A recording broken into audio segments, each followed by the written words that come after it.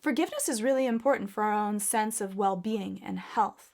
A lot of times people believe that forgiveness is something we give to someone else to make them feel better. But in the end, if we are holding pain or angst towards someone else, or even towards ourselves, the pain that we carry from it can be really damaging. So when you go on a journey of wanting to let go of pain or hurt or something bad that's happened to you, you're really doing it for yourself. Having angst all the time inside your body, it does physical damage. When we're in a lot of emotional pain, our body doesn't heal as well. It's spending all that energy going into fight or flight. It believes that there is danger. Only when we feel calm and happiness and at peace does our body decide to go into the time to repair.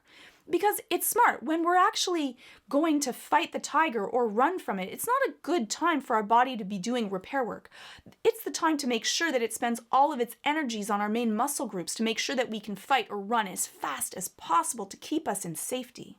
When the danger is over, that's when we can heal. How do we actually go through that process of forgiveness? Well, whether it's for you or for someone else, the cool part is you don't actually need the other person to be part of this process. A lot of times people tell me, well, the person is gone, they've passed away, or they don't want to talk to them anymore. And usually I say, you know what, it's probably better off that you don't do this with the other person because we don't know what their reaction will be like. Sometimes it may be actually more painful. The first thing is you want to go through the main steps of what are you hurt about, and actually journal and write that out. Why does this hurt you? And what do you want to do with it? The thing that you need to understand is, where do you place that? Where do you place that something horrible has happened? For your own forgiveness towards yourself, you want to come to peace for the fact that we all make mistakes. We are human. We are fraught with going through things and hopefully learning from our mistakes. We're made to fall down so that we can get back up. And sometimes we're going to do the wrong thing.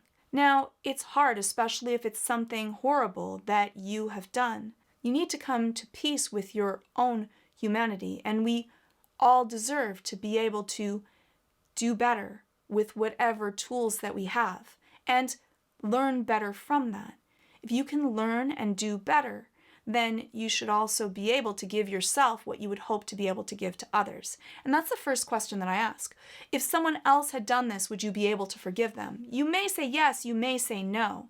But in the process of forgiveness, you want to understand that you're letting go of something that does not mean that you have to forget it. For someone else, I often say that a nice way on that journey of forgiveness is to be able to write a letter to them.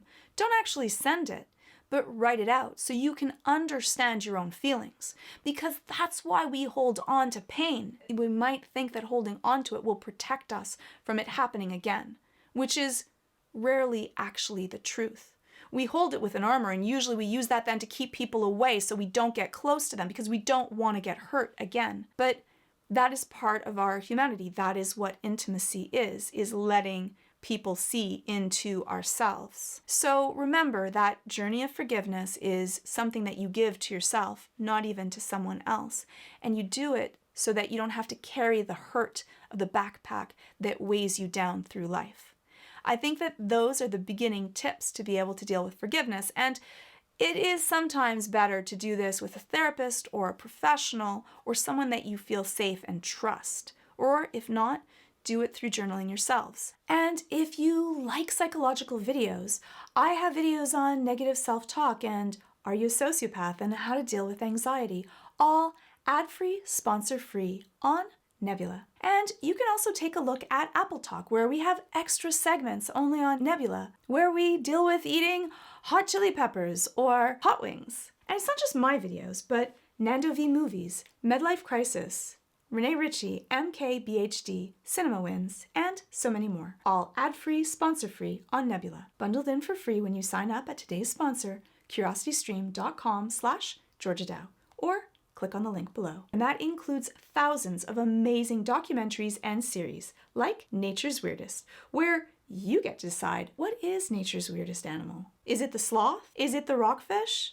You get to pick. You'll be supporting educational creators directly. Nebula bundled in for free. Free! Just click on the link below, curiositystream.com/Georgia Dow. And by clicking on the link below, you really do a lot to help support this channel. So let me know in the comments below if this video was helpful for you, and if it was, hopefully you hit subscribe.